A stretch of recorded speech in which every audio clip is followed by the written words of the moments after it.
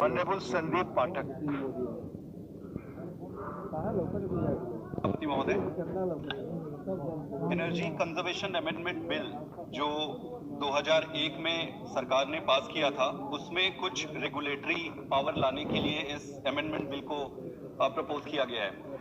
सभापति महोदय, इस बिल में 4 प्रमुख हिस्से हैं जो मैं हाईलाइट करना चाहता हूं। सबसे पहला तो है कार्बन क्रेडिट ट्रेडिंग। ये दूसरे देशों में ऑलरेडी कई सालों से चलता आ रहा है और काफी सक्सेसफुल मॉडल है। दूसरा, इसमें जो पैरामीटर है वो है obligation to use renewable mix. तीसरा जो है ग्रीन बिल्डिंग से रिलेटेड है और चौथा पार्ट जो है वो व्हीकल में जो फ्यूल यूज होते हैं उनसे रिलेटेड है। ओवरऑल ये 3 हिस्से हैं जिनको रेगुलेटरी बॉडी में लाने के लिए ये बिल प्रपोज किया गया है और इनको ओवरऑल रेगुलेट करने के लिए एक ब्यूरो ऑफ एनर्जी एफिशिएंसी सरकार क्रिएट कर रही है। सर, एट द आउटसेट मैं सरकार को बधाई देना चाहता हूं इस बिल के लिए। ये बहुत ही फ्यूचरिस्टिक है और ये बहुत पहले हो जाना चाहिए था। फिर भी ये बिल आगे भविष्य को निर्धारित करेगी कि रिन्यूएबल रिसोर्सेज के कैसे यूटिलाइजेशन होंगे और कैसे उस पे देश प्रगति करेगी। लेकिन सर, मुझे ये लगता है इस बिल में काफी सारी चीजें हैं जिसको हमें ध्यान से देखना पड़ेगा। सबसे पहले अगर मैं बात करूं कार्बन क्रेडिट ट्रेडिंग की, ये बहुत अच्छी शुरुआत है, लेकिन ये समझ नहीं आ रहा है कि ये पावर मिनिस्ट्री की तरफ से क्यों आ रहा है। ये रिन्यूएबल या फिर एनवायरमेंट मिनिस्ट्री की तरफ से आना चाहिए। इसमें clear cut conflict of purpose और कॉन्फ्लिक्ट ऑफ इंटरेस्ट है, क्योंकि आप रिन्यूएबल में आप कन्वेंशनल सोर्सेज से जो एनर्जी आती है उसको आप कट डाउन करना चाहते हो और सारा शिफ्ट करते हो रिन्यूएबल में।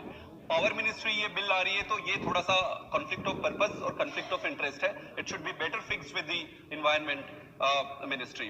That is number 1। दूसरे, इसमें एक पॉइंट और है कि जो कार्बन क्रेडिट की जो ट्रेडिंग होगी, इससे पहले ऑलरेडी एनर्जी सेविंग की क्रेडिट्स है, तो क्या ये दोनों इंटरचेंज होंगे, एक्सचेंजेबल होंगे? इस पे क्लैरिटी नहीं है, तो इस पे बहुत ज्यादा ड्वेल करना पड़ेगा, क्योंकि आप ऐसे बिल बार बार नहीं ला सकते। आप एक बार लेके आएंगे, फिर 5 साल के बाद ये बिल नहीं लेके आ सकते। आज इस देश को जरूरत ये है कि जो भी बिल लेके आए बहुत ज्यादा डेलिब्रेशंस के साथ लेके आए, ताकि आने वाले कई डेकेड्स तक उसकी जरूरत ना पड़े। नंबर 1। दूसरा पॉइंट जो है sir, obligation to use the renewable energy. इसमें ऐसा है कि डेजिग्नेटेड कंज्यूमर है, जैसे कि आपका रेलवे हो गया, सीमेंट हो गया, टेक्सटाइल हो गया, ऐसे कुछ इंडस्ट्रीज है, उनको ये कंपलसरी किया जा रहा है कि आप रिन्यूएबल एनर्जी को कन्वेंशनल एनर्जी के साथ मिक्स करके यूज करेंगे। बहुत अच्छी शुरुआत है, लेकिन इसमें यह समझना पड़ेगा कि क्या उनके पास ऑप्शन अवेलेबल है। मतलब अगर मैं एक सीमेंट कंपनी चलाता हूं, मैं डिस्कॉम से एनर्जी लेता हूं, मेरे पास सिर्फ वही एनर्जी आ सकती है। मेरे पास अगर रिन्यूएबल एनर्जी मैं लूंगा कहां से? तो ये सारे पैरामीटर्स देखने पड़ेंगे। सिर्फ नियम रेगुलेशंस बनाने से implementation is not going to be that easy. तीसरी चीज जो है सर, इसमें इसके डिटेल्स की बहुत कमी है। ये बहुत ही फ्यूचरिस्टिक और अच्छा बिल है, लेकिन इसमें डिटेल्स जो है बिल्कुल ही कम है।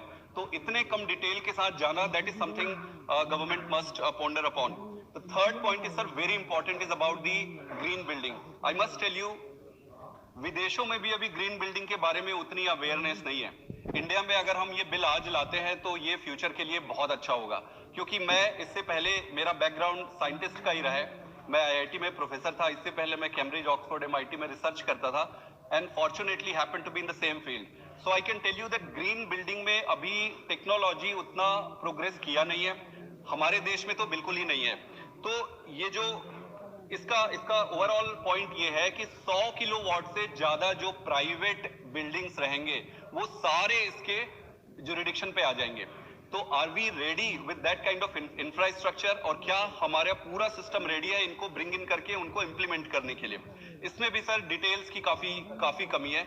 और एक पॉइंट और आता है कि कॉस्ट, जो ग्रीन बिल्डिंग के लिए आप कंपलसरी इन्फोर्स करेंगे तो कॉस्ट कौन बियर करेगा? ग्रीन बिल्डिंग बनाना तो इजी है, technically I can side few parameters की ये होना चाहिए, ये होना चाहिए, उनके पैसा का तो ये कितना प्रैक्टिकल है ये देखना पड़ेगा। और चौथा जो है वेसल और जो फ्यूल के कॉम्पोजिशंस है कि उसमें थोड़ा सा बायोफ्यूल्स मिला दे, थोड़ा ये फ्यूल मिला दे, that is fine, that must धीरे धीरे इंक्रीज होते रहना चाहिए फ्यूचर में। सर ओवरऑल मैं 2-3 चीजें ही कहना चाहता हूं। हमारे देश में मुझे ये लगता है कि रेगुलेशन फॉर्म और फ्रेम करने में हम लोग सही सलामत कर लेते हैं। जब बात इंप्लीमेंटेशन की आती है वहां पे हम अटक जाते हैं और सिर्फ एक मंत्रालय अकेले इसको इंप्लीमेंट कर ही नहीं सकता। इसमें बहुत सारी चीजें हैं। अब जैसे 4 पैरामीटर है सर जिसके माध्यम से ही ये इंप्लीमेंट हो पाएगा। पहला है सब्सिडी, कि सरकार किस सेगमेंट को कितना सब्सिडी देती है। दूसरा है टैक्स, आप किस सेगमेंट को कितना टैक्स लगाते हैं। तीसरा है एक इंडाइसिस है कि इन्वेस्टमेंट किस इंडस्ट्रियल सेक्टर में ज्यादा इन्वेस्टमेंट हो रहा है, किसमें कम। तो अगर मैं देखूं तो सब्सिडी के मामले में रिन्यूएबल, ओवरऑल रिन्यूएबल कह रहा हूं मैं, सिर्फ इलेक्ट्रिक व्हीकल की बात नहीं कर रहा हूं। ओवरऑल रिन्यूएबल में सब्सिडी कम हो रहा है, नॉन रिन्यूएबल में सब्सिडीज बढ़ रही है। तो this is contradicting the overall purpose. Number 2, tax अगर आप देखेंगे तो टैक्सेशन जो है रिन्यूएबल एनर्जी से जुड़े हुए बाकी के सेगमेंट्स में टैक्स बढ़ते जा रहे हैं, नॉन रिन्यूएबल में टैक्स घटते जा रहे हैं। ये भी पर्पस डिफीट करता है। चौथा जो सर इंडाइसिस है कि कितना इन्वेस्टमेंट आ रहा है। कन्वेंशनल एनर्जी से जुड़े हुए सारे सेक्टर्स में इन्वेस्टमेंट मल्टीपल टाइम्स हायर आ रहे हैं और रिन्यूएबल एनर्जी से जुड़े सेगमेंट्स में इन्वेस्टमेंट ही नहीं आ रहा है। तो सरकार का अगर हम ये कहते हैं कि भाई हमें ये सारी चीजें करनी है तो ये एड्रेस करना पड़ेगा इन्वेस्टमेंट क्यों नहीं आ रहा है। इन्वेस्टमेंट इसलिए नहीं आ रहा होगा क्योंकि उस सेगमेंट को उसमें बेनिफिट नहीं दिख रहा होगा, डिमांड नहीं होंगे उसके, तो हमें डिमांड जनरेट करने पड़ेंगे, उसमें बेनिफिट होना चाहिए कंपनी को। और सर इसमें एक और चीज है, जैसे एक छोटा सा एग्जांपल है इंपोर्ट ड्यूटी की मैं बात करूं तो सोलर पैनल जो है, सोलर पैनल चाइना से पहले इंपोर्ट होता था, इंपोर्ट ड्यूटी बढ़ गई है, इंपोर्ट रिड्यूस हो गया है। देश में सिर्फ 2-3 प्लेयर है, मैं नाम नहीं लेना चाहूंगा कौन प्लेयर है, सिर्फ वही 2-3 प्लेयर ही सोलर पैनल बना रहे हैं। अगर हमें प्रोग्रेस करना है तो बहुत सारे ऐसे प्लेयर खड़े करने पड़ेंगे और छोटे छोटे प्लेयर्स भी बनाने पड़ेंगे। सोलर पैनल को अगर आपको वाइड स्प्रेड करना है तो बहुत सारे प्रोड्यूस करने पड़ेंगे। ओवरऑल सर एक चीज और है, रिसर्च एंड डेवलपमेंट। आप जैसे ग्रीन बिल्डिंग लेके आ रहे हो, आप फ्यूल को मिक्स कर रहे हो, रिसर्च और टेक्नोलॉजी में जो फंडिंग जाती है वो धीरे धीरे कम हो रहा है।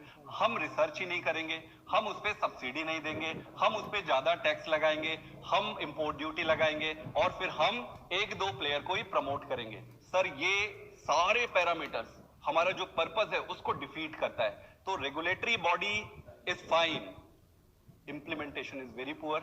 At the outset again I would like to thank you the government. 1% भी अगर प्रोग्रेस है तो progress is always a progress, we all appreciate that, we all welcome that, but I believe that if you really want to succeed और number 1 बनना चाहते हैं अगर दुनिया में, तो सिर्फ इससे काम नहीं चलेगा। पहला, हम स्लो चल रहे हैं, दूसरा हम इनसफिशिएंट है और तीसरा इस पे मुझे तो लगता है एक सेपरेट सेशन आना चाहिए। उस पूरे सेपरेट सेशन में सिर्फ जितने अमेंडमेंट्स है छोटे छोटे टेक्निकल और टेक्नोलॉजिकल एक साथ ही खत्म करते हैं ना। छोटा आएगा, फिर वो डिबेट होगा, फिर वो जाएगा, उससे हाथ पे कुछ नहीं आने वाला है। हम 20 साल 25 साल लेट चल रहे हैं। Thank you very much. Thank you Sandeep Pathak ji.